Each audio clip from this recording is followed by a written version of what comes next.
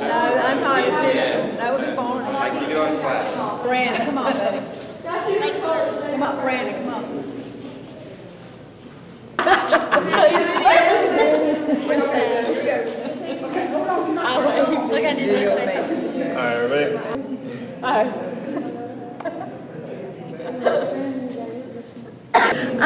Today was a very interesting day. I got to sign with Middle Georgia. I'm very excited. It meant a whole lot to me, and it's the start of my new career. How did you get this opportunity? We heard about tryout dates in Middle Georgia, and I went, and I performed really well at the tryouts, and they ended up signing me.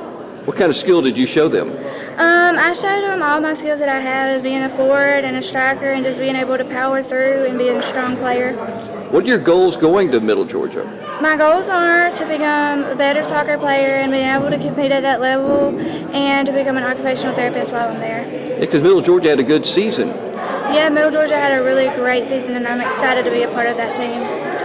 What has soccer meant to you, because you've been playing for a long time? Soccer has meant a lot to me. It's helped me build who I am and my character and my athletic abilities, and I'm just love the game. Coach, being a former collegiate athlete, what is it like today to have your daughter sign with Middle Georgia to play college soccer? It is very thrilling. It's not every day that anybody can play at a collegiate level, and to have a daughter to follow in my footsteps, even though it's a different sport, it is so thrilling and a blessing for her to be able to do this. And you got to coach her not only in high school but also middle school. That's a long time. I've coached her for the last 6 years, because 1 year she was injured, so it was actually 7 years. She was injured her 11th grade year. She tore her ACL and her meniscus, and it sidelined her for that season. But I started coaching her in 6th grade because they needed a coach, and I knew I was going to be at all the games, so why not coach them? You push her, don't you, to make her better? I'm harder on her than anybody else. What has she learned from you, and how has she improved her skill? She's learned determination, to stay with it, not to get down, to just push through, and just to play as hard as you can at all costs. Is she getting better this year coming off the injury? I can tell you, as each game's progresses, she's gotten better. She actually played a whole game last game. She never subbed, so she's actually getting more fit, and that knee's getting better and better every day. Ansley's excited because this is the first time we've recruited probably 6 or 7 girls from this place, our Vidalia region, and this is the first girl that we've ever recruited from Toombs High School.